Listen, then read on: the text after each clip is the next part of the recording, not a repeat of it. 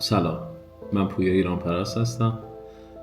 یه فضایی رو براتون آماده کردیم که از اون فضای پر از ویروس ویدیوهای 1 دقیقه‌ای بدون آرامش، بدون فکر، هلهلکی توضیح دادن، با اون تفکرات اینستاگرامی خارج بشیم. بیایم یه جایی که بتونیم با همدیگه راحت تر صحبت کنیم، بتونیم وقت بذاریم و حوصله داشته باشیم برای کارهای مهمی که میخوایم در موردش فکر کنیم و توضیح بهتون بدیم. من اینجا استرس دیگه ندارم. تایم تموم بشه، درگیر بشم. کسی که وارد این سیستم میشه و میاد توی یوتیوب و میخواد این مطالب رو گوش کنه، خیلی آرومتر، ریلکس تره، وقت میخواد بذاره و میخواد یه آموزش حرفه‌ای تخصصی ببینه. اینجا شروع یه اتفاق خیلی بزرگه. یه کارهای خیلی عجیب میخوایم انجام بدیم که خیلی انجام ندادیم. این پیج به درد کیا میخوره؟ درسته، این پیج به درد کسایی میخوره که با آشپزی رو دوست دارن. تا اینجا درست. اما مهم برای اون کساییه که تازه آشپزی رو میخوان یا شروع کنن یا شروع کردن اول راه، هنوز وارد اون اتفاقات خام، بیهوده و اون دوز و کلک های آشپزی هنوز نشد. یعنی هنوز درگیر نشدن توی اون اتفاقات، این که اینو بزنیم بهتر میشه، اونو بزنیم اینجوری میشه، یه کاری بکنیم که پرسودتر بشه. دوز و کلک، دغل‌بازی های این صنف رو هنوز واردش نشدن. یه جوری اسمشو بذاریم که هنوز وارد بیزنس کثیف آشپزی نشدن. اینجا اول راه واسه شون. تا چقدر بهتر که از این آدمایی که تو این بیزینس پاکن، معصومن، تازه شروع به کار کردن استفاده خوب بکنیم، بهشون آموزش خوب بدیم. دسته دومی که این ویدیوها و این پیج به دردشون میخوره، آشپزایی هستن که دارن تو شهرهای مختلف کار میکنن، جاهایی که دسترسی ندارن، مشکلاتی دارن، مالی، خانوادگی، و نمیتونن بیان برن توی تهران یا شهرهای بزرگ دوره ببینن. هزینه هاش براشون سنگین شده و یه چیزی که این آموزشگاه رو انداختن که من سالها توش بودم، میدونم چه اتفاقاتی هست، این که شما ان تومن واریز کن به حساب من، اینقدر بهت یاد میدم، حالا میخوای اینقدر یاد بگیری باید ان تومن دیگه بریزی. بعد هی میری دوره میبینی هیچی نیست. یعنی تو آموزشگاه ها شما رو کردن یه دونه منبع مالی و هی فقط از شما پول میگیرن و این پول گرفتن هیچ ایرادی نداره، کاشکی که نتیجه هم بده، کاشکی که بتونن به شما آموزش درست بدن. اونجا دارن به شما میگن که این ماهی گرفتیم، درسته، حالا بیا هی ماهی بگیر. اینکه چرا باید سر قلاب چی بذاریم، چه جوری پرتاب کنیم، مثلا کجا بریم ماهی بگیریم. ما قراره به شما انواع، اقسام و دلایل و تمام ریزکاری های آشپزی رو یاد بدیم. قراره با هم دیگه آکادمیک یاد بگیریم، نه همین جوری بهتون 4 تا رسیپی بدیم بگیم وای ما مثلا مطرح بشیم سریع. یا از این ویدیوهای عجیب غریب تر، اینو نوشته بودم خودم خنده‌ام گرفته بود. نمیدونم غذاتون شیرین شد، ترش شد، توش نمیدونم نوشابه بریز، برنجت داره بوی سوختگی گرفته، توش مثلا نون بذار روش درشو ببند، نمیدونم اصلا یه چیز عجیب غریبه، نمک سوپت اضافه شد بهش آب بریز نمک از بین میره. اینو من چند وقت پیش شنیدم از یه کسی توی آموزشگاه تدریس کرده بود، خیلی هم اسمش بزرگ اون دوستمون. یعنی چی؟ یعنی یه رسیپی رو ما زدیم، فکر کن یک لیوان نوشیدنی درست کردی و این لیوان نوشیدنی درصد ترشیش رفته بالا. خب اینو باید چیکارش بکنی؟ یا باید بریزی دور، یا یه دونه کپی همین درست بکنی، درصد لیمویی که تو این اضافه شده رو از تو این کم بکنی، با هم میکس کنی، میشه 2 تا نوشیدنی. حالا این در مورد نوشیدنیه، یه مقدار سخته درکش که اون یه دونه نوشیدنیش کار کنی. باید در مورد غذا هم همینه. یه سوپی رو شما درستش میکنی، نمکش رفته بالا، آب بریزیم بهش، خب تمام تمسازی‌هایی که انجام دادی از بین رفت.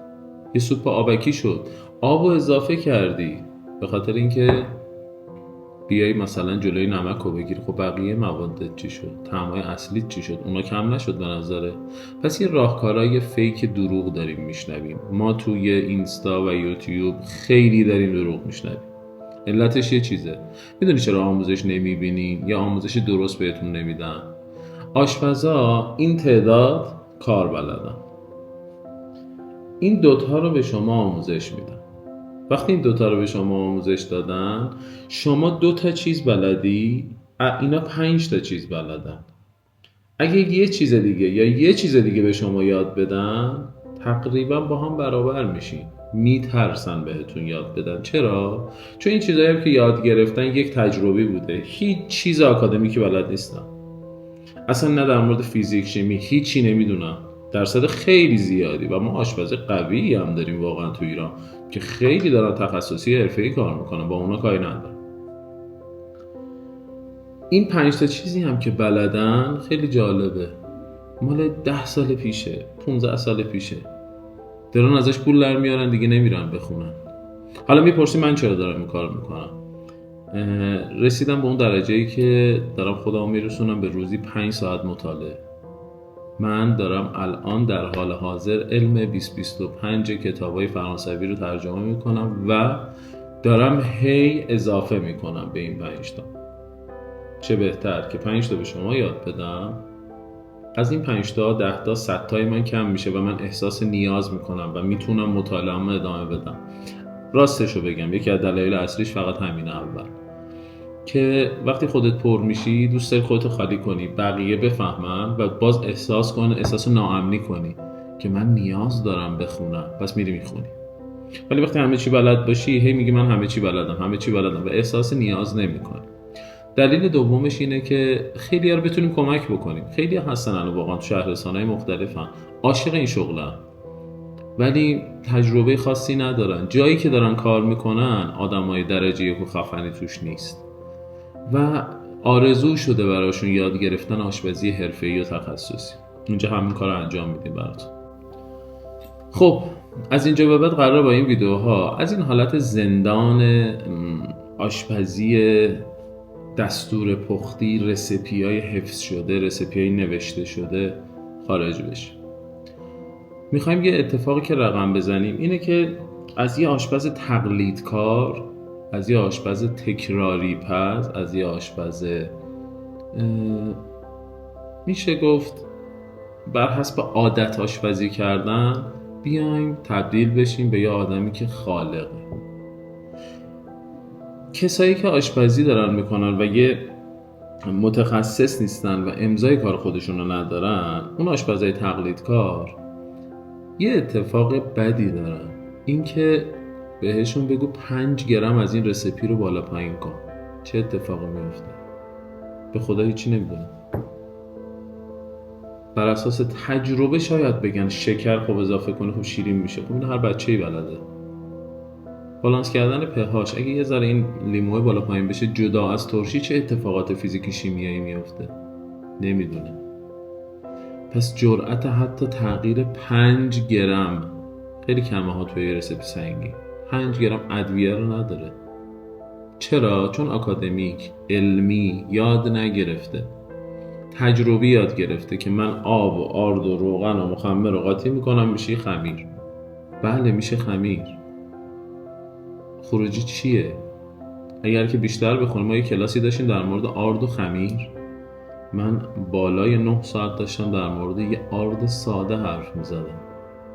اون دوستایی که اومده بودن پیش من با هم دیگه داشتیم گپ میزدیم، میگفت مگه میشه این همه در مورد آرد حرف زد و همه جدید باشه؟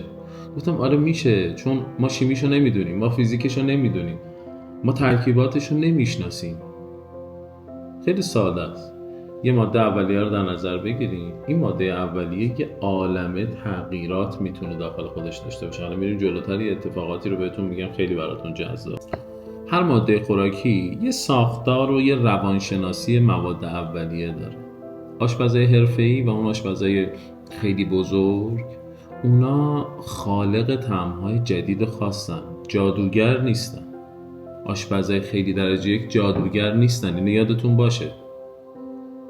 فکر نکنین که آشپزا دارن جادو میکنن، نه، فقط فرقش با شما اینه که اونا وقت بیشتری برای مطالعه گذاشتن، اونا بیشتر رفتن یاد گرفتن، اونا بیشتر درس خوندن در موردش.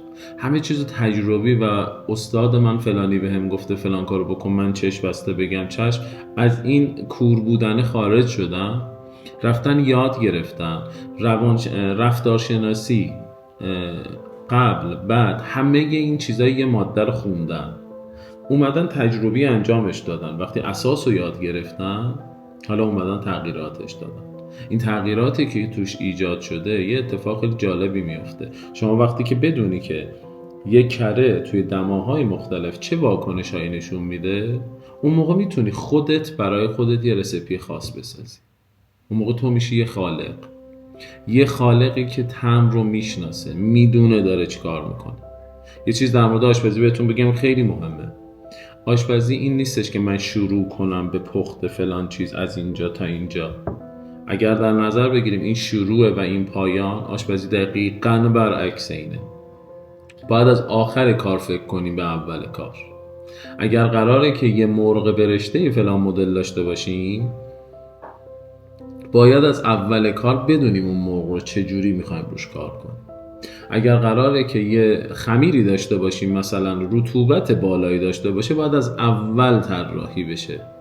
یعنی ما باید آخر کارمون رو تو آشپزی ببینیم. آشپزی چیزی نیستش که من شروع کنم آخرش تراز کنم طعممو. این اشتباه بزرگیه که مخصوصا تو آشپزی ایرانی وحشتناکه. به طرف میگم که خب رسیپیت کو، میگه رسیپی چی هست؟ میگم که رسیپیت کو، میگه نمک فلفل فلان این میریزیم. میگم چقدر؟ 2 قاشق دیگه. میگم خب تو چقدر گوشت؟ تو چقدر مرغ؟ آیران پرست نه همچین، نه داریم ما همچین چیزی رو. باید دقیق باشی. چرا یه رستوران میری امروز یه طعم میده فردا یه طعم دیگه؟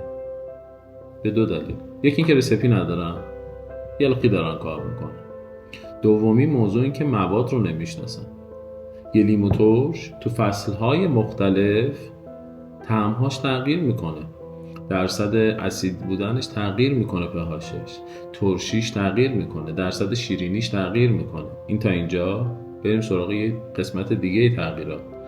خود من آدمیزاد مهمان شما توی اون رستوران 6 ماه اول سال که هوا تقریبا گرم و معمولیه تا 6 ماه دوم که سردتره، درصد چشایی نمک بدن من تفاوت داره. پس شما توی رسیپی زدن 6 ماه اول سال و 6 ماه دوم سال تندی، شیرینی، ترشی، نمکی رو باید تغییرات بدیم، حتی اگر که رسیپیت 100% درست بشه. این اتفاق همون جاییه که اون رستوراندار میری پیشش میگی امروز غذاش خوبه فردا خوب نیست، چون بالانس نداره، چون علمشو نداره که اینو بتونه کنترل کیفیت کنه و ثابت نگهش داره. پس قرار شد با همدیگه ساختارشناسی مواد یاد بگیریم، شیمی مواد، فیزیک مواد، دماشناسی، رفتار مواد توی دماها و حالتهای مختلفی که گفتم، حالا رفتاراشون، ترکیباتشون به چه شکل باید با هم دیگه باشه، چه ترکیباتی بده، چه ترکیباتی عالیه، چه جوری باید زمان بدیم به اینها، زمان پختمون به چه شکل باشه. پس ما وقتی شناسنامه همینا رو داشته باشیم دیگه میتونیم پیشگویی کنیم آینده اون غذایی که قرار بسازیم. تو این پیج قرار همین کارا رو با هم دیگه بکنیم. دقیق باشین، سر حوصله. رفتیم برای پارت اول.